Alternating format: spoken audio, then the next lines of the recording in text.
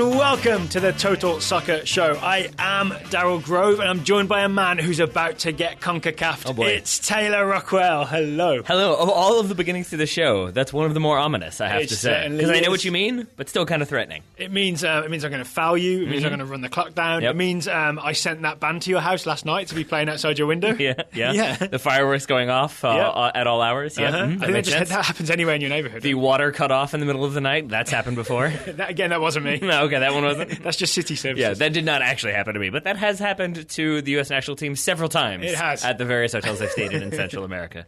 So today we are doing a CONCACAF Best 11 draft. This is the third one we've done. We've done UEFA, we've done CONMEBOL, South America. The way we're doing this is Taylor and I will draft, we'll compete against each other, and we will try to pick the best possible 11 CONCACAF players that we can. Then we invite listeners to vote on whose team is best. I'm going to say you won the South America one. Based on the reaction on Twitter. Okay. Yeah. I think it's just only because you drafted Claudio Bravo as your goalkeeper. Yeah, people were not cool with that, right? They were not. Two-time Copa America winner Claudio Bravo. Uh-huh. Yeah. And then also this season. It's Pep Guardiola's fault. Sure. Before this season, that would have been a solid pick. I hope more than anything in the world that you get the opportunity to interview Pep Guardiola and ask him one question, and it's related to that, like, why did you destroy my CONMEBOL draft? I hope he listens. Yeah. I hope he listens. Also, that is not my number one world hope. I feel the need to clarify that as well. World peace, right? World Yeah. peace is what you want. Yeah, of course. So I think we should talk a little about what we're expecting here, because when we first said CONCACAF draft, To get a lot of angry tweets. well, I mean, always. But people kind of expect it to be US-Mexico dominated. And honestly, the more I've picked my roster, it's not entirely that. It's not, no. Which Because is interesting. Because I think you can make compelling arguments for a few different players from a few different national teams. I also think that, and this is where I think we'll get some angry tweets, because I mean I think we You look scared already. Well, no, it's just more so like it's not quite the huge gap that you see in Europe and South America, where there are obvious players who should be on that list and there are obvious players who shouldn't. I think you can make an argument for a couple different U.S. players as being automatic selections. Yeah. But I think there's other ones that you could really say, like, no, they're probably not there in terms of are they the best in their position or best of the three? I don't know. Shall we talk maybe the elephant in the room? Sure. I'm really interested in which one of us picks Michael Bradley, because Bradley's performances have been a big topic of discussion on the Total Soccer Show. We are mostly defenders of him for like his performances for the US national team. We are absolutely not on the bandwagon of he should be dropped. And yet, I'll be honest, when I'm putting my potential draftees for midfield together, I found quite a few other options, and now I'm confused about whether to pick him or not. Well, I think part of it is that I think it's still difficult to say like where he is absolutely best in terms of number 6, number 8, number 10. I mean, probably not number 10. I can say number 6. yeah. I mean, but I think it's more so like if you do have him as a lone defensive midfielder, I don't know if I would trust him there. I would think I would want somebody around him to back him up. But then is it worth taking him and knowing that you have to then have another defensive midfielder? I don't really know. And so that's, I think, part of what plays into it for me. Yeah, so it's got to be sort of how does he fit in with the rest of what you choose. And then I'm also guessing there are some obvious players that we both want. There are some US players that people are excited about, some Mexican players people are excited about, some other players that people are excited about. Should we get to it then? Let's do it. All right, so we're going to draft back and forth. And we've had some requests to do like a snake draft or a 1-2-2-1 type draft. We don't want to make it too complicated. We're just going to toss a coin. Whoever wins the toss goes first, then the other person picks, and we just go back and forth, and we put our 11 together. All right. Sound fair? You flipping that coin? I do. I got it here. All right. Ready? I'll let you call Let it the record show that I said, are you flipping that coin? To which you said, I do. I'll go heads. And it is... I can't tell. Jamestown Boats, which is the Virginia equivalent of tails. There we are. So I believe that's you first, Mr. Grove. It is. It's me to pick first. All right. And just because I'm super excited about him, I am going to choose Christian Pulisic with my first pick. That makes sense. Borussia Dortmund and US men's national team. I'm going to say winger for now. Should have been in the Champions League semi-final, I think, especially based on Monaco's performance today that just finished. It was a resounding victory for Juventus. I'm glad he didn't have to get stomped on by Glick, though, like Higuain did. Good point. And I'm going to go with my first pick for a man who is not yet in the Champions League, but I think will be very soon, Hirving Lozano. Chucky Lozano. He was my other option for first pick. I was kind of interested in him. Yep. Okay, that leaves me then, looking at my team. I am going to go for my left winger with a similar player, Tecatito. Nice. Tecatito is going to be my left winger. All right, that is fine with me because, and this is legitimately my third... of Mexico and Porto. Yes, of course. Just to get that out there. And I am going to go, legitimately the third player I have on my list for various reasons, Rafa Marquez. Rafa Marquez is my second pick in this draft, and he is going at the heart of my defense. Okay, all right, let's back up a second here. Sure. I've just realised, obviously everyone knows who Christian Pulisic is. I think I don't need to explain that necessarily. Why were we both excited for Chucky Lozano of Pachuca and Mexico? I mean, obviously had a very strong season for Pachuca this year. We saw him destroy Dallas, right? Wins the CONCACAF Champions League. I think was the top scorer in that one and the top young player. But we've seen him look very good for them. We've seen him look very good for Mexico. Has been linked with a ton of big clubs around the world. He's got to make that move this summer. He will, yeah. And I think it's going to be a big move. Even if it's not, I wouldn't mind seeing him move to like a second top tier almost European club. There's been a lot of Mexican players moving to Portuguese and Dutch teams. I don't think that would be the worst idea either, but he's just so captivating and his nickname is so wonderful. Okay, I went Tecatito because dribbles. Yep. I love me some dribbles. Get Tecatito in there. He can play maybe attacking midfielder, maybe on the wing. We'll decide later on where to put him. You went Rafa Marquez. Okay, I did. I'm interested in that. Okay. I mean, it's basically I know what I want to do with my defense, and I'll give it away. I'm going to play with a back three. Ooh. And we have talked about time and time again, a key component of Mexico's ability to play that back three is Rafa Marquez running that organization, basically. And he, even in his advanced age, is going to be a key player for Mexico in the remainder of qualification. He's I'm going to guess, be on that squad for the 2018 World Cup. And this is the Mexico team that are, cruising through qualification at the moment? It's only 6 months since Rafa Marquez scored the winner against the USA. Indeed. And so I think even though, as a U.S. national team fan, I do not necessarily love Rafa Marquez, that is not what this is about. It's about, in my mind at least, what I'm trying to do is pick the best team that I think on paper and then on the field really could play together and get a result. And I think Rafa Marquez right now is the defender that can organize that defense and be that veteran leader. Okay, so since you've already got yourself a centre-back, I'm going to go... You're going to copy? I'm going to go John Brooks. I'm going to get John Brooks in there. I mean, one, honestly, to deny you one of the better CONCACAF defenders, and two, to make sure you don't take all the good CONCACAF defenders and leave me with a situation like with my South America team where I had to have the diminutive duo of Mascherano and Gary Medel. That's okay, because I'm going to break your heart now. Center midfield, Hector Herrera. Oh, no! Yep. That is one of my main midfielders. I'm not sure who's going to partner him, but yes, Hector Herrera. I know you love him. I think we both love him, although you have a little bit more love from the very beginning than I do. He was my World Cup 2014 crush. He's also the first player when I learned how to roll my R's. Hector Herrera. Uh-huh. There you go. Little roll. Good on you, buddy. Look at you. Magnificent passer of the ball. Yep. So you got Hector in midfield. Yep. Okay, I'm going to do it. I'm going to go Michael Bradley. Michael Bradley's going to be my number 6. I've gone very US heavy so far, I've just realised. Yeah, but I'm picking Michael Bradley. And I have not, and I think I might continue that one because my number 4 pick, Hector Moreno.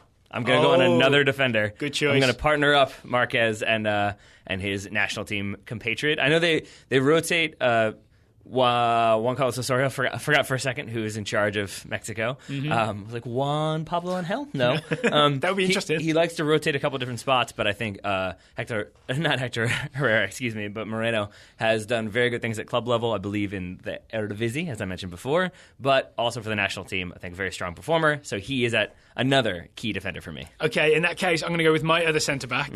This will be my 5th player. Yep. I'm going to go Carlos Salcedo. Okay. This guy is the future of the Mexican national team. He's currently on loan at Fiorentina with an option to buy. This guy wins balls in the air, can slide tackle. He's smooth coming out of the back. I think he's he's going to be the Mexican defender for a good few years. He's my Mexican defender right now. So Salcedo and Brooks are my 2 central defenders.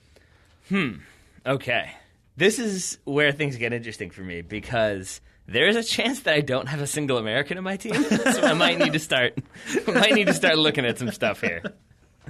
And I still don't know if I can bring myself to do things that differently, but I will by going with DeAndre Yedlin as my right wing back. Interesting. I'm going DeAndre there. Yes. It's a good choice. Yeah. He's got the wheels, cover some ground up and down. Yeah. Sure. Yeah, a lot of people want to see Yedlin play wing back for the US national team. I'm not sure we've seen it more than once or twice. No, and that's why we're going to see it here. We're going to see, and I feel like Rafa Marquez screaming at him will be all it takes for him to stay organized. Freshly minted Premier League defender, DeAndre Yedlin, just been promoted back to the Premier League with Newcastle United. I'll take it. All right, so quick recap so far. On my team, I've got Carlos Salcedo and John Brooks, my centre-back pairing. I've got Michael Bradley so far as my lone midfielder. I've got Christian Pulisic and Tecatito as my two wide attackers. All right, and I've got as my only attacker so far, Chucky Lozano, as my central midfielder, Hector Herrera, with DeAndre Yedlin as my right wing-back, and then two centre-backs, Rafa Marquez and Hector Moreno. Okay, you have your pick of centre-backs now, because I've already got my two. I'm not going to go back three, just to let you know that. I am going to go... Thank you for letting me know that. With my next pick, I'm going to make it the dream centre midfield team that has never existed before, but I've always wished would. I'm going to choose Ossie Alonso to sit alongside Michael Bradley. I did not think about Ossie Alonso. Was he the one that you realized right before we started recording? Yeah, did you see what I was like? Yep. I just suddenly had like a light bulb go off over my head. Yeah, Ossie Alonso, technically still eligible for the Cuban national team, so that makes him CONCACAF. Alonso and Bradley in midfield. That could have been the US midfield. It could have been. Yep. It's going to be my drafted midfield. You know what? I'm going to do this at this point. Since you've given me two outs because you've got your two center midfielders and your two center backs, I'm going to give you one that you won't have to worry about because I am going with Keylor Navas. I will take my goalkeeper there. Thank you very much. I think he was the consensus number one in every single team that we had suggested to us by Twitter. I'm guessing you forgot that you had not yet taken him based on that face. I put an asterisk on him in my notes to make sure to take him early. I'm kind of surprised he fell this far. And we're, sixth pick here, and I forgot to do it. Yep. Oh no! I guess I can let my goalkeeper sit. You for sure a while. can. Okay, you sure can. 3 nutmegs is good, right? Sure, why not? If you're wondering what that's about, listen to this morning's goal math. Okay. Next up, then, I'm going to go for my centre forward. It's got to be Chicharito. Okay. Yeah, Javier Hernandez, Chicharito is my centre forward. Okay. This is where I'm going to cause controversy. And I'm okay with it because I'm trying to go with a little bit of diversity when it comes to the players selected. I'm looking at this team, and I'll tell you now I'm going with a 3-4-2-1. I want a big guy up top. I want a guy who's in a good run of form. I want a guy who can maybe continue with that form and get linked, or already is linked with bigger clubs. It's a guy I was hoping to get. Is it Kyle Larin? Yes. Because that is who I'm going with. Kyle Larin is my up top number one striker. It's a great choice. I think a bit like Chucky Lozano, he's a guy that everybody's going to hear about in a couple years. There'll be sort of, I honestly think Premier League teams talking about, hey, how about this big Canadian kid? Yep, I think so. I think so. Okay, speaking of Canadians, okay, change my mind. I'm going to pick my fullback next. Miguel Layun of Porto. I'm going to take him as either my right back or left foot. Left back. He is 2-footed. He can go either side. I'm going to pencil him in on the left for now. Has also played left midfield at club level as well. There we go. So he's all over the place. Yeah, I've got Layun as a fullback. Yep. Okay. So you've gone with your left back. So that's another one I can circle off. And I'm going to actually, he was my number one, but I felt kind of weird with it. I also had Jovan Jones as a possible left wing back, but I'm gonna keep it American. I'm going with Fabian Johnson as a left wing back. Oh, that's nice. Doing, yeah. Okay. So I've got Johnson and Yedlin as my two wing backs. Okay. I like your faith. Yep. Okay, I'm going to go for another midfielder then. Yep. Here's what I'm going to do. I'm going to really nail things down in central midfield. I'm going to go Atiba Hutchinson. You took him from me. That was my one that I figured you would forget about. Yep, Atiba Hutchinson playing for Beşiktaş is, I believe, injured at the moment, but has been a key performer for Beşiktaş, who are top of the Turkish league right now. It's a solid pick, Mr. Grove. In fact, can I retract that and I'll let you have him? I've just realized I've got 3 defensive midfielders and it may be 1 too many. I'm not sure I'm going to let you retract that, actually. No? But it's up to you. It's up to you. I'm going to retract it because I don't want to have 3 defensive midfielders. It gives my team a bad look. And I really want Brian Ruiz. Okay. So Brian Ruiz is going to be my See, number now I shouldn't 10. have let you take it away because he was my next pick. It's difficult because I actually was okay because there's, I would say, the more important central midfielder. I'm not sure I am going to pick Atiba Hutchinson now because neither one of us. I'll buy you some time by explaining who Brian Ruiz is. He's sort of the number 10 for Costa Rica, for people who don't know. He also plays for Sporting Club do Portugal. And with that, I mean, I feel like I have to do this. I need a central midfielder. I'm going Andres Guardado. I mean, he's the man for me. You got the Guardado-Herrera pairing? Yep, like partnership. Right, okay. Mm-hmm. So there we go. That's my central midfield. So right now, here's where I'm at. I've got no goalkeeper. I've got my two centre-backs are Carlos Salcedo and John Brooks. Very happy with that. I've got one full-back in Miguel Layún. I've got my three-man sort of central midfield. It's Bradley and Alonso sitting deep. So it's sort of a 4-2-3-1. Bradley and Alonso sitting deep. Then it's Pulisic, Ruiz and Tecatito, my attacking three. And then Chicharito is my lone centre-forward. What you got so far? I've got Kyle Larin as my lone centre forward with Chucky Lozano behind him. That's good. My four-man midfield is Fabian Johnson, Hector Herrera, Andres Guardado, and DeAndre Yedlin. Then two of my three centre backs would be Hector Moreno and Rafa Marquez, with my goalkeeper Keylor Navas. All right, that's not too bad. It's not too bad. Okay, so I've got right back and a keeper to go. Yes, sir. I know what I'm going to do. I'm going to go Christian Gamboa. Also Costa Rican, also of Celtic. Pacey, Yep. up and down the wing all day long. You can't stop him. So yeah, Gamboa is my right back. I had him shortlisted as my right back. I had Andy Nahar shortlisted as my right back as well. I had him as a possible winger or right back. So then it falls to me. And this is where what are you in the market for? So I need a center back, but you have left me with many different options. Now I could go, just to kind of keep it very varied, I could go Roman Torres and have him as a center back, but I think even though Roman Torres Panamanian? I believe so. I'm just going to go with what I think is going to give me the best possible center back pairing. I'm going to go John Brooks. Jeff Cameron. Jeff Cameron is my third center back. Could be worse. Yeah. I will take Jeff Cameron, and I will be happy with it. Okay, so for my goalkeeper, I really couldn't choose a Mexican option because it's almost like Mexico can't choose a Mexican option. So I am going to go with Tim Howard. Okay. Tim Howard. There's still life in the old dog yet. See, I would disagree with you a little bit about Mexico because essentially they've gone with one of two goalkeepers of late. In the last 5 games, it's either been Alfredo Talavera or Ochoa. Yeah, the either is the problem. Yeah, but I mean, the United States is not exactly settled on its starting goalkeeper, and it's Tim Howard. You know it's Tim Howard. Well, when there's a big game coming up, it's except when he's injured or suspended or not having that great of run of form. So I think I would have gone with Alfredo Talavera. Messi is not selected when he's injured or suspended. Yeah, but it doesn't happen nearly as often as it does to Tim Howard of late. So I think if you had gone Kevin Navas, I would have gone Alfredo Talavera, just because he has looked solid for Mexico and has not recently been relegated from La Liga the way Ochoa has. So with my final selection, this is where I have many different options because I could go Kevin Molino as that kind of support creative player. That's what Adrian Heath would do. He would. Many times over. I could go Bobby Wood, which I think is a logical choice, except that we've seen him play wide before for the U.S. and in that kind of support role, and I don't know if that benefits him that well. So I'm going to do it. I'm going Clint Dempsey. Clint Dempsey as my attacker. Yep, with the final pick, and once again, Daryl seems to be very upset with himself. I forgot to put him on my shortlist. I have no idea why. He's the David Luiz of this pick. I forgot last time. All right, there we go. That's a great selection. That is my final team. All right, so from the back, mine goes Tim Howard in goal. I've got a centre-back pairing of Salcedo and Brooks. I've got Gamboa at right-back, Miguel Layún at left-back. I've got a two-man sort of central defensive midfield partnership of Michael Bradley and Ozzy Alonso. I've got then an attacking band of three of right to left, Christian Pulisic, Brian Ruiz, and Tecatito. And ahead of them, I've got Chicharito. Alrighty, and for me, starting in goal, I've got Keylor Navas. My three center backs would be Hector Moreno, Rafa Marquez, Jeff Cameron.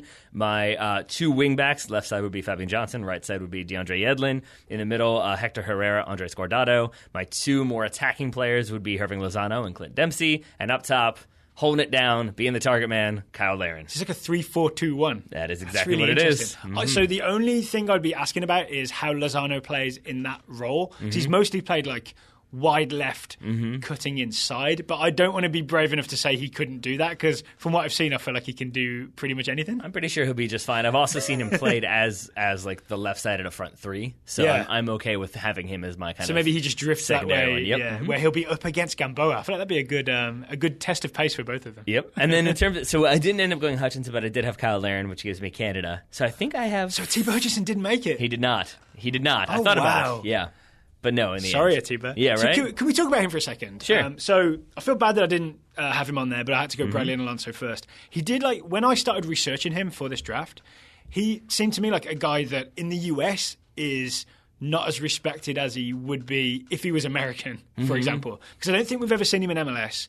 But he's had this great career in Europe, right, where he's played for PSV. Now he's over in Turkey. Yep. There were rumours of him going to the Premier League before he went to Besiktas. He's this sort of long-legged, hard to get around midfielder, real tough guy, but also really graceful on the ball. If he was a US player, I feel like he'd be in the starting 11. Yeah, and really, I mean, I feel weird not taking him. It's just that Hector Herrera, I think, has proven himself to be such a reliable performer for Mexico.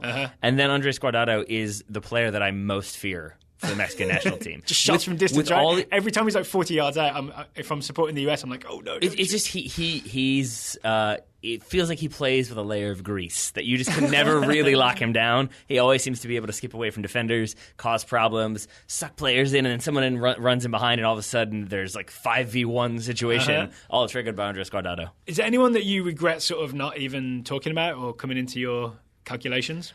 Honestly, I think maybe the only one that I would say was a bit premature was DeAndre Yedlin, and that was because at the time I was worried that I really wasn't going to have a single American in my team because I had my initial, if I got my ideal attack, it would have been Kyle Larin, Lozano. I assumed if you had first pick, you'd go Christian Pulisic. Yeah. So I had Brian Ruiz as my other one. Oh, so then suddenly there was no Clint Dempsey. There was not going to be Fabian Johnson because Miguel Layun was my left wing back. And then I was like, I'm going to have no Americans in my team. That won't be very good. So I was originally hoping for maybe... I think I ended up with 5. I was going for a Kyle Larin, Chicharito, big man, fast man partnership. I thought that would have been a really good combo. Yep. But I feel slightly weird that neither of us talked about Josmir Volmi Altidore. Yeah.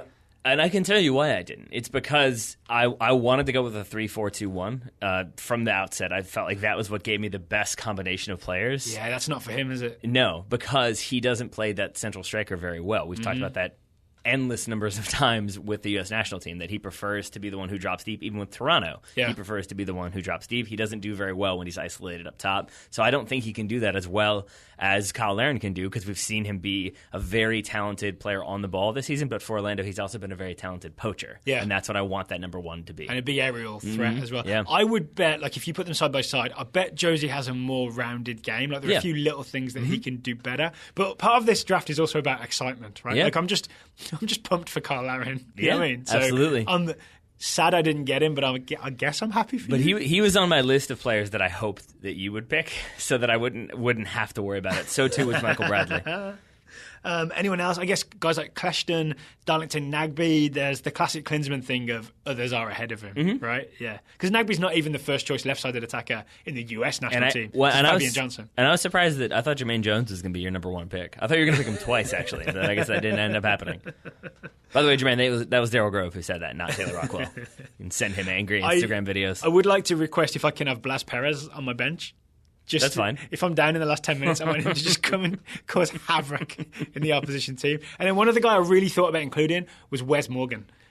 Because how many other players can you include on this list that have won the Premier League? Except that's the misleading thing, right? Because and I've read a couple of different articles about the best players in CONCACAF right now, and a bunch of them had Wes Morgan. It's you haven't seen that much of Leicester lately, have you? Where he is struggling for pace. I'm sure he's been better towards the end of the season as Leicester's form has improved. We saw him have some good Champions League games too, but I can't get the Copa America Centenario out of my head. Exactly. When he turned up not fit for purpose. And I have Rafa Marquez as my center back, my main organizer. And I feel like there's a chance he would murder Wes Morgan. Just be step up.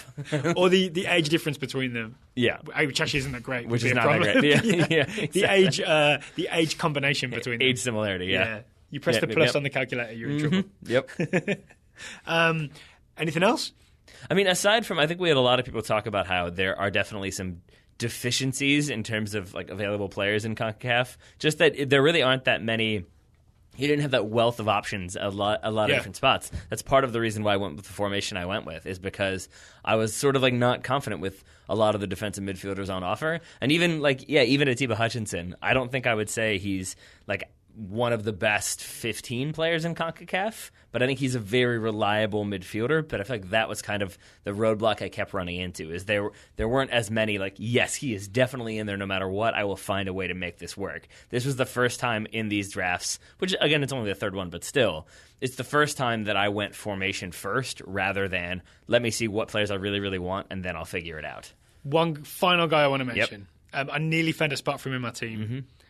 Orbelin Peñada. You know, the guy who plays for Chivas. I think he's only 20, 21. Yep. We've seen a bit of him, Not to be confused with Uribe Peralta. Yep. Yes, no, exactly. I do that all the time, but very different player. Like really sort of technical, clever, passing midfielder. I kind of considered having him instead of Brian Ruiz ahead of Bradley and Alonso. But I wanted to get some Costa Rican flair in there as well. Yep, that works for me. Right. Yeah, I think we've done well with like regional spreading it out a bit. I think so. I hope so. I hope people are pleased. Sorry, no Jovan Jones. Sorry, no Kenwin Jones. No Levi Garcia. No Levi Garcia. Maybe in the future? Maybe in the future. As you said, others are ahead of him. And then again, Kevin Molino was one that I think I had as like right on the edge there. But in the end, Clint Dempsey trumps Kevin Molino. One final guy to mention. I really toyed with the idea of getting Dukins Nazan in there, the Haitian striker, only because Wolves have signed him. Okay. He's playing for Wolves under 23s right now. But I'd also have to accept he's not quite as good as Chicharito. Yeah, probably not. No, probably not. Any of the other guys. Good on you for Ozzy Alonso, though, because it's like you forget because he does not play for Cuba. You didn't see him for the national team, right? Yeah, exactly. That he's easy to kind of forget about in the shuffle. Because he doesn't actually now belong to any CONCACAF national team, but it's the only place he possibly fits is CONCACAF, right? So Ozzy Alonso. And I feel like he's been denied an international career. It's pretty frustrating. It is, right? And it's kind of too late now. Yeah. Unless we suddenly manage to squeeze him in there for the World Cup, which I'd be all on board with. But then almost that would be like his last ever tournament, would be his first ever major tournament. With all due respect to the Gold Cup. Yeah, seems unlikely. Seems unlikely that's going to be happening. All right, later in today's show, we're going to be talking about the TSS Scouting Network, which includes the selection for the U20 roster, for the US U20 roster for the U20 World Cup. Lots of other exciting updates as well. But first... Yeah, he says, pulling his paper out of a stack of other papers. We have a new sponsor on the Total Soccer Show, and it's one we're very excited about. It is indeed. It is X1 Fuel. That is correct, my friend. It's a pre- and post-workout formula for athletes who expect more from their workouts and on-field performances without sacrificing long-term health. So we were interested in this because there are no chemical ingredients or fillers or excess sugars. It's not one of those sort of crazy, like, roid rage type chemical filled formulas. Well, I wouldn't even say like roid rage, because I know lots of people who take like pre-workout, post-workout supplements, and I texted a couple of my friends to be like, I've never used this stuff before. What do you make of it? And they're like, oh no, you don't want to take it all at once. Like if you've never used it before, it's going to be really bad for you. It's going to like really make you like dizzy. You're going to be so like up, and then you're going to crash a little bit. And then I read the ingredients and kind of texted them. They're like, oh, well, if there's no caffeine and there's no this and there's no that. Oh, yeah, then I guess you'll be fine. You can take it. And so we both took it before soccer last week, and it was pretty great. Yep. I scored 2 goals in practice. You sure did. That doesn't happen that often. You sure did. And a big part of that is because basically by the classification, it's not actually a supplement. It's food. Yep. Because all the ingredients are different, like superfoods and berries and different starches that give you protein at the same time. Acai, goji, maki berries, as well as pomegranates, flaxseed, and pea starch. Yeah, the pea starch is the carbohydrate, the complex carbohydrate you need. Is that right? Oh, that's probably what gives it like the texture as well when you drink it, because this comes as a shake, right? You put the powder in the special shaker they give you. It's got like a spring in there so you can shake. Weirdly, that's the most fun part for me. You shake it, you make the drink, then you drink it an hour and a half before the shake part is your favorite part? Yeah, I don't know why. I guess it feels like I'm making a cocktail, but it's a health drink. There it is. It does feel a little bit like you're shaking out that martini, doesn't it? It's win-win, right? All right, so this is broken down into 2 separate things, right? There's a pre and a post. The pre is called Ignition. The Ignition pre-training formula. You take it an hour and a half before you do a workout or a practice or what have you. The post is like a recovery post-training is what it's called. And it's got a bit of sugar, protein, carbs, and it's for like building your body up afterwards. Yeah, and the Ignition, again, the key thing there, like no excess sugars or artificial sweeteners, no caffeine, so it doesn't give you that kind of crash before, during, or after the workout. Then the recovery formula gives you protein, superfoods, they help restore energy, build muscle, and promote wellness. So I said I drank this before practice last week, scored those 2 goals. I'm still pretty happy about it. You did it as well, right? Did you notice any difference? I did. You often score goals, so did you? Yeah, it was just... I guess we can't measure X1 Fuel just in goals. I would compare it to the difference I feel when I've had a full night's sleep versus when I haven't had enough sleep. Just that sort of like, you know when you can tell that you've been doing a project too long because you're sort of like, I don't really need to do that thing that like at the very beginning of the project was super important. Yeah. Like I was building a bed recently. This is a bit of a tangent. And I was trying to like make sure I glued every piece because the glue will help prevent squeaking. And by the end, like halfway through when I'd been gluing and drilling and all this stuff for like an hour and a half, I was like, maybe I don't need to glue every piece. It can be little squeaks. So this stuff helps. Like the ignition stuff definitely helped me do that equivalent on the soccer field, where it was like, I don't necessarily need to make that run. But last week I was like, yeah, I can make that run, no problem. I'll show there. I'll be the one to track back. Why not? So if you get the Performance Bundle membership, then you save 30%, and that includes both products, the pre-training and the post-recovery. You get the shaker bottle that I was so excited about, and an X1 Dry Fit T-shirt, which we didn't get, but I'm sure is also very good. You get the on-the-go packs too, which I know you've been using for gummy bears. Which Not exclusively, but yes. Which I'm sure was their intended purpose. Yeah, I use it for the powder when I take the powder with me, but also for gummy bears for diabetes, if I want to just have some sugar with me. And TSS listeners can get $10 off any nutritional product by using the coupon code TOTALSOCCER, that's all one word, all uppercase, at checkout. And the checkout is at X1 letter number, yep. x1fuel.com. We'll put a link in the show notes with a reminder of the coupon code. Thank you to X1 Fuel for sponsoring the Total Soccer Show. And thank you to the, I believe, 4,000 people who sent in scouting reports. Evidently, it was a very busy weekend for the Scouting Network. But they're all good. They are. They're all good. Do you want to start with what I want to say is the big US soccer news of the day, at least in, as Will Parchman calls it, the soccer nerd world? Sure. We start with a report from Michael Hartman, who is scouting Josh Sargent, 17-year-old forward for US youth national teams. Notice the vagaries there? All right, so Josh has been added to the U20 roster for the World Cup later this month in Japan. Michael says he believes he's the only U17 that was added. And he's pretty sure Sargent won't see much time, because it seems that Ramos hit some snags getting some other players that he would have liked instead. Maybe that's why Sargent is there. I'm thinking Josh Perez maybe didn't make it. Maybe he just needed a different Josh. Couldn't get Perez, so you get Sargent. But still, Michael says, great experience. Started writing Josh on the back of the jersey. Yeah. Sure. Great experience for young Josh. Yep. And you never know. Maybe they need a late boost of energy in a match and things could happen. I really hope that's what happened, and I really hope that it was like by the letter, because otherwise the spacing won't work. So Perez is 5 letters, so now it's just going to be Josh Sarge. That's Sarge. It. Yeah, Sarge. That should be his nickname. Yes, should be. What do you make of this? Well, at first I was not pleased because it feels weird, right? The aforementioned Will Parchman, I think we mentioned him on the show already. He tweeted out that per FIFA rules, if you play in the U17 World Cup, you cannot play in the U20 World Cup, and vice versa. So it would mean that basically Sargent was pulled away from the U17s to play for the U20s, thus could not play for the U17s anymore. It seems like, at least according to US Soccer, that is no longer the case, that rule has changed. So then this makes a little bit more sense that you bring him in for the experience. He doesn't yet have a club at professional level or college level, so it's not like he's going to be doing that much else. I think you made that point to me. Yeah, he doesn't have a club to train with. Yeah. So then it makes sense to bring him in, give him some training experience, maybe give him a couple minutes here and there if you need that impact sub. Then he goes and plays with the U17s in their World Cup. So, and just so everyone's aware, the U20 World Cup starts literally in like 2 weeks. It's May 20th. The US's first game is May 22nd. The U17 World Cup, we just finished the qualifying with that loss to Mexico, unfortunately. The U17 World Cup is in October. So there is a long time between tournaments. It's not like he's going to play or travel to the U20 World Cup, then he has to get on a plane directly to the U17s. There's like, June, July, August, September, 4 or 5 months in between. Yep. And I think... counting out loud, always good. And I want to say, I'm going to mention here, first of all, yes, I agree. Second of all, I want to mention here, one of the reasons why I think people are confident that that a player can play in 2 different tournaments in the same summer is because other Scouting Network member, Ashley Sanchez, did it last summer. Okay. Yes. All so right. I think that is why people are holding on to that hope. So what else we got, Taylor? What else is going on? We've got a report from Marcus McCarthy scouting Kyle Walker-Peters, the 20-year-old English right back for Tottenham. It's a little confusing here. Rumors persist that Tottenham will sell Kyle Walker this summer. If they do, then it could be Walker-Peters competing with Kieran Trippier, not Good Trippier. Yes. Yeah, for the starting spot next season. How weird is it that Kyle Walker-Peters is not related to Kyle Walker and yet plays the same position at the same team and is just a few years younger? It's pretty strange. Yeah. It's pretty strange. Isn't that the song? There's only 2 Kyle Walkers. Yeah. Isn't that what they sing? Yeah. That's good work for Spurs fans. Okay, Alex C. Brew is scouting Davy Selke, the 22-year-old German forward for Rasenballsport Leipzig. And I think I've stumbled on something here. So it is Alec, and I know you just said Alec, but with the Daryl Grove accent, it can sound like Alex. And I think Alec emailed in to say, you called me Alex last time, so he sounded with a giant C on the end of his name. It's because I'm saying the C. Yeah, there you go.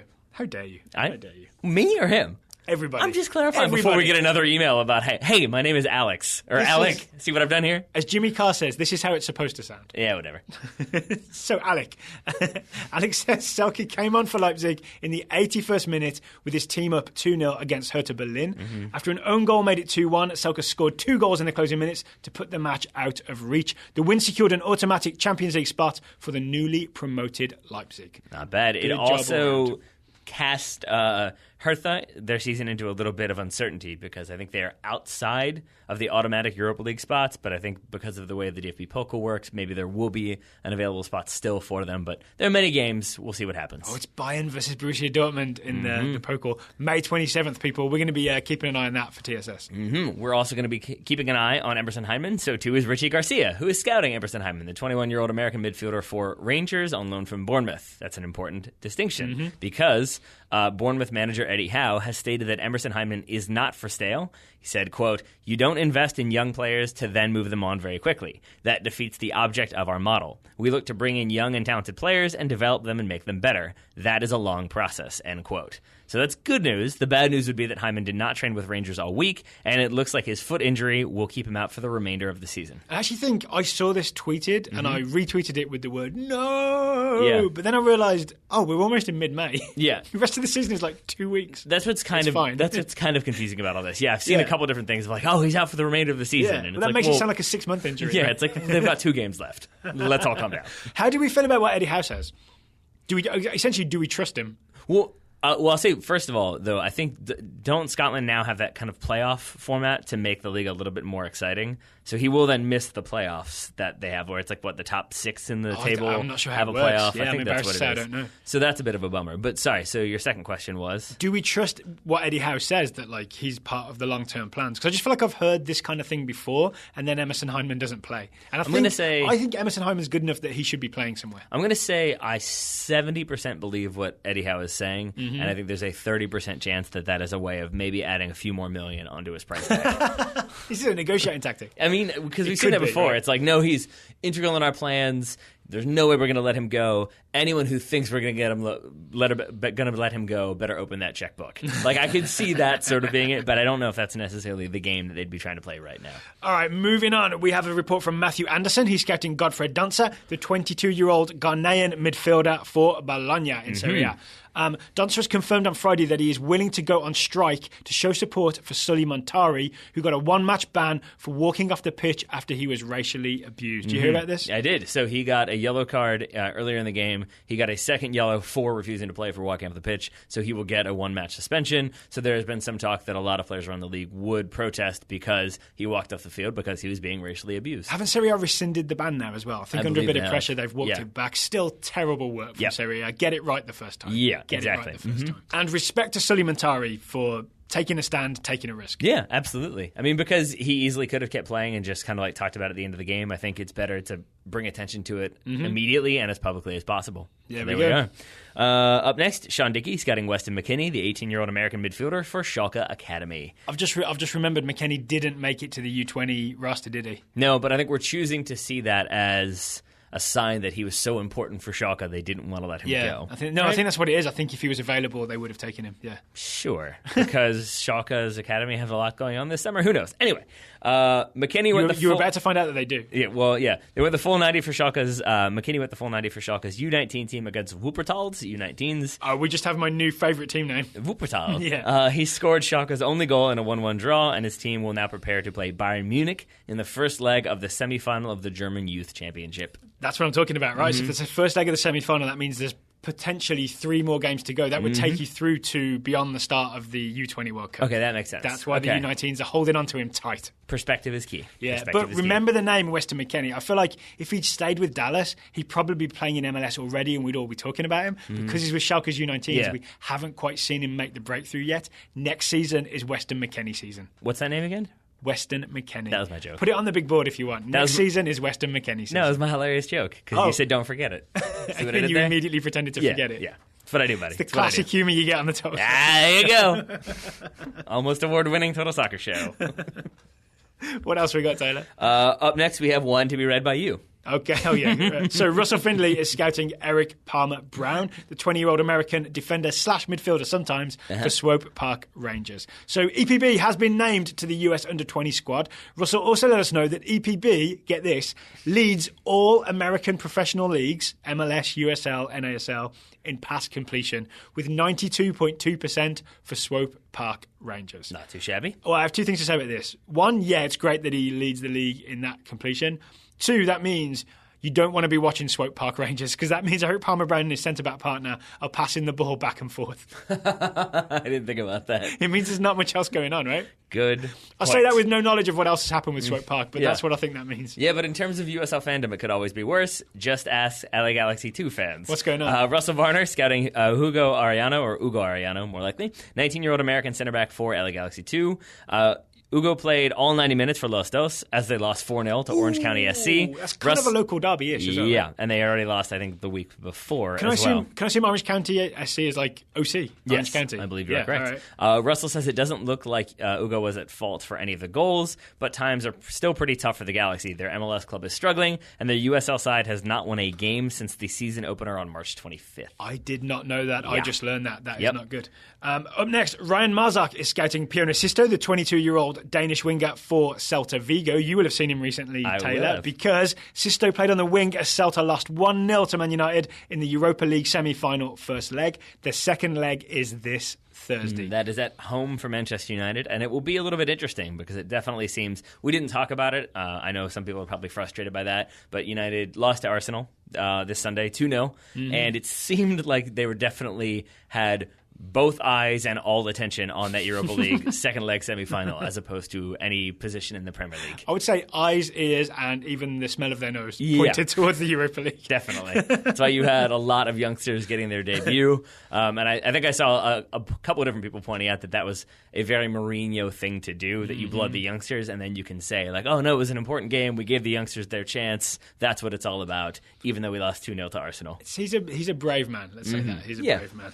All right, we have, 4 more scouting reports. What else we got, Taylor? We do indeed. Matthew Porter scouting Ethan Horvath, the 21-year-old American goalkeeper for Club Bruges. Another one who's the future, right? This is going to be the American goalkeeper in a few years. Well, yes, he definitely will be. I'm not going to say one game will change that, but Horvath started his first game for Club Bruges since moving to the club in January. He made 3 saves en route to a 3-1 victory. So far, so good. But he also made a pretty bad blunder. Shall we talk about this one, Mr. Grove? Yeah, I was hoping we didn't have to. We have to. Yeah. So basically, he mixed, I think it was like the 47th minute, maybe? Okay.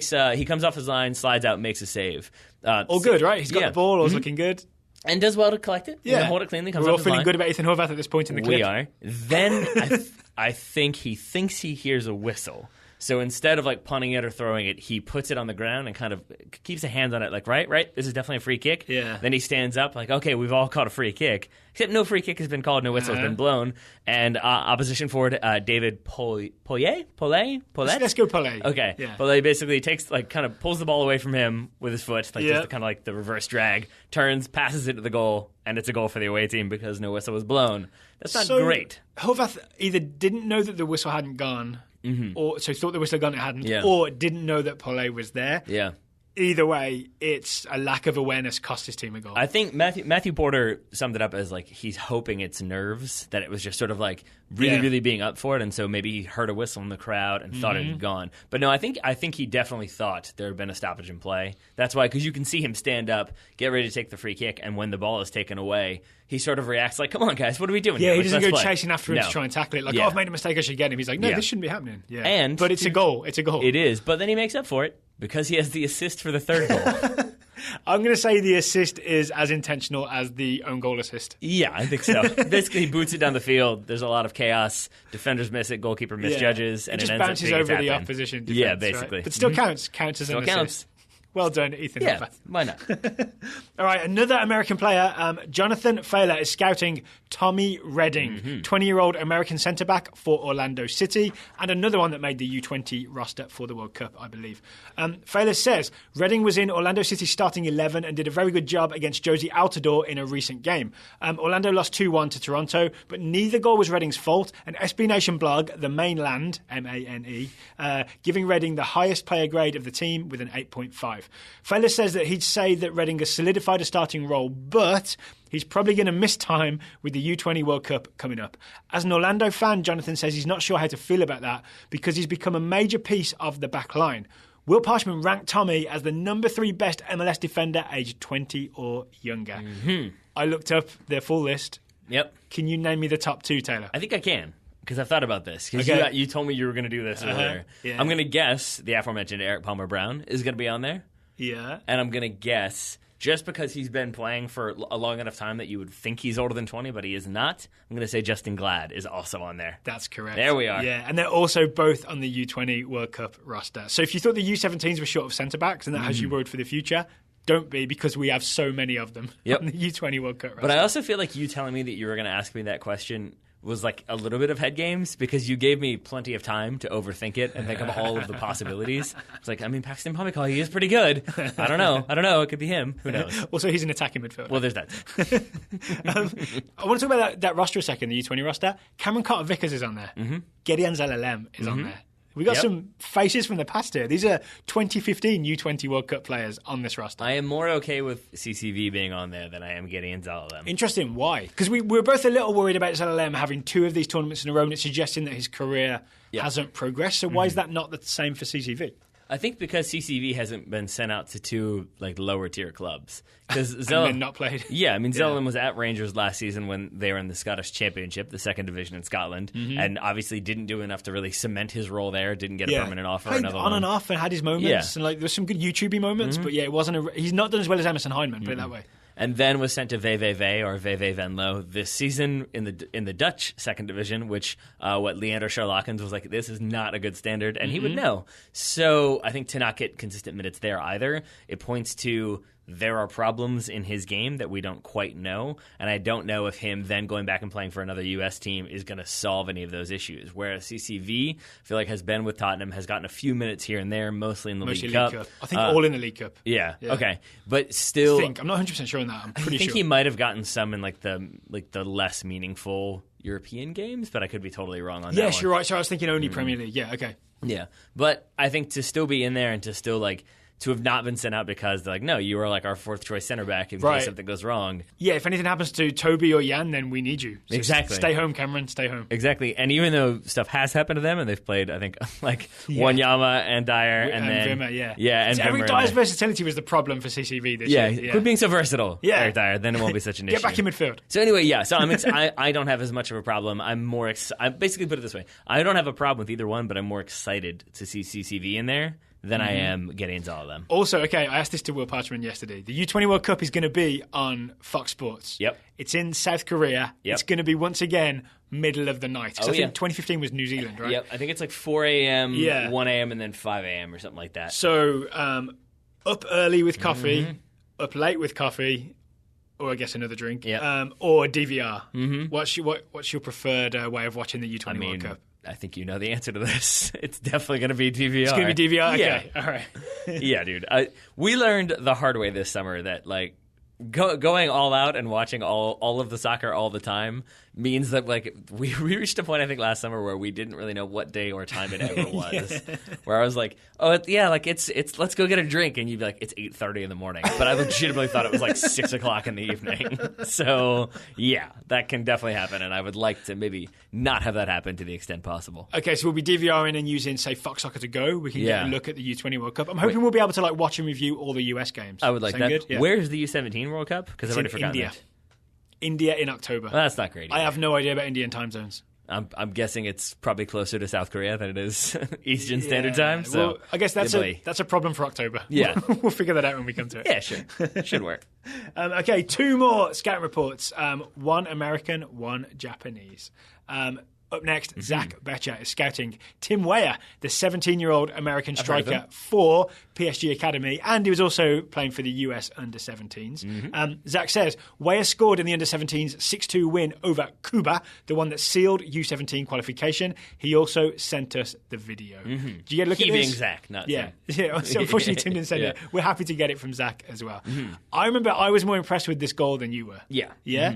I think, and I'm still pretty impressed by it because it is, in the end, it's good work to keep the ball away from the goalkeeper and then finish from a volley from about 15 yards out or so? Yeah, through two players. Yeah, but it starts with he's played a really good through ball, and he tries to do the kind of the shuffle turn sort of thing, where if you're running at pace and someone plays it into stride, that you take that touch, you go with it, and then you shoot. Yeah. And instead he leaves the ball behind, and it pops straight up in the air. So then that touch that he has to take to get away from the goalkeeper, it's not necessarily one that somebody else created. He put himself in that position. Okay, agree. It's a bad first touch that puts him in the position. But here's what he does, if you haven't seen this, is he bounces the ball towards himself away from the keeper. Yeah. And I'm really impressed by that. The quick thinking to be nope, bounce back this way, then turn and volley between the two players. Yeah. I'm really happy with it. And like we said, that is I know they went on to lose the final to Mexico, but this win in which Timothy Weah got an assist. He did that as well. Yeah, sort of. Do you want to talk about that then? Sure. I mean, it's essentially he wins a 50-50 header that goes to Andrew Carlton. Yeah. Who turns and volleys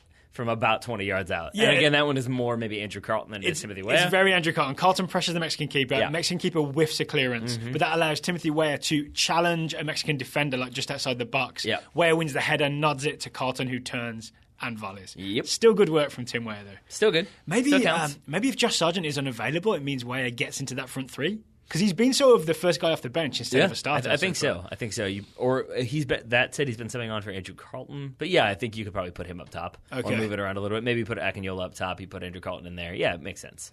There's a lot of U17 names that we know now, and I feel like they're all going to do well. I'm okay with that. Yeah. I would have no problem with that. Here's my quick question. Yeah. Who do you give more of a credit to for the assist? Do you give it to Ethan Horvath or do you give it to Timothy Weah? Who gets the assist? Since they both officially got credited. Timothy Weah's was deliberate. Yeah. Right? Timothy Weah's was, I'm going to head this to Carlton in the box. No, right, fine. Ethan Horvath was I'm going to kick this ball real hard and far up the field and see what happens.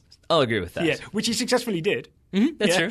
That's well said. Final report comes from Todd Ito, scouting Shunta Nakamura. But in scouting Shunta Nakamura, Todd has found someone far more exciting. 17-year-old Shunta Nakamura was supposed to be the next big thing, but he's currently playing high school soccer in Japan. Which isn't as bad as it sounds, but it's also not as good as we thought it was going to be. Yeah, exactly. Yeah, I mean, it's better than not playing soccer at all, for example. Todd checked the Japan U20 World Cup roster and saw that Shunto did not make it, but a 15-year-old did. Takafusa Kubo, I'm going to say that's the pronunciation. I'm going to say it's perfect pronunciation. Known as the Japanese Messi, has already played and scored for FC Tokyo in the J-League. He's the J-League's youngest goal scorer of all time. How about that? And I'm assuming, it says here Todd is going to keep an eye on Kubo. Yeah. For us, I'm assuming that was hey, how about if instead of? Yeah. So it makes sense, right? A 15-year-old playing at the U20. We thought the Josh Sargent thing was impressive. Yeah. This kid's 2 years younger than Josh Sargent. He's in Japan's U20 World Cup squad. He's already played pro in Japan. If this kid was American and he was doing this in MLS, he'd be like a successful Freddie Adu. Think of it that way. A successful Freddie. Oh. And he may be dubbed the Japanese Messi, but here's what I'll say. Does he have the nickname Sarge? He doesn't. Not yet. Here we are then. Not yet. He does. I'll say this about the Japanese Messi thing as well, because I looked up Kubo. He actually was at the Barcelona Academy. He was at La Masia. He was one of those kids. Oh, was he? Like Ben Lederman, who they said, you were brought here not as things should have been. We're going to give Barcelona the transfer ban because of this. So he's a kid that Barcelona wanted. And that, I could be totally wrong here, Daryl Grove. You correct me if I am. But didn't that happen to Ben Linderman when he was 16? Wasn't he 16 when he was sent home? Maybe he was 15 when that all went south for him? I think he was 16 going on 17. So That's a joke. That's a joke, isn't it? Oh, okay. Well, no, my point would simply be that... It's a Sound of Music joke. But if this kid... Yeah, I got you. But if this kid is 15 now, maybe that points to how early he was identified by Barcelona and how long he was there before things did not go well for him. So the name again is, looking at my piece of paper, Takafusa Kubo. Yep. Remember that name for the U20 World Cup. I feel like I've got this feeling U20 World Cup, as we did last time, we're going to find out about a lot of promising young players. Yeah. All right. I like it. If you would like to join the Total Soccer Show Scouting Network before the U20 World Cup and maybe get your binoculars out and be able to track some of these exciting young players, go to TotalSoccerShow.com/subscribe. All the options will be there. You'll also be supporting the show in a way that keeps us able to do things like stay up till 4 a.m. or DVR it and watch US Under-20 games and bring you reviews. Maybe we should just go there in person. Why not? To South Korea? Yeah, why not? I'm okay about going to Korea for now. It's a quick hop. Let's go. We'll be back in a day. It'll be fine. I'm going to let the region calm down before I go near Korea. All right, so you'll wait another 70 years? Cool. So yeah, TotalSoccerShow.com/subscribe. Also, let us know whose CONCACAF team do you like best. Team Daryl or Team or the one Taylor. with Keylor Navas in goal, or the one with Pulisic on the wing. Mm-hmm. Yeah, let's not get into this. Let's not get into this. Also, thank you again to X1 Fuel. The URL for X1 Fuel is in the show notes. The code for 10% off is TOTALSOCCER, all one word. There we are. All right, Taylor, thank you for taking the time to draft with me today. Right back at you, buddy. Listeners, thank you for listening. We'll be back tomorrow with yet another Total Soccer show.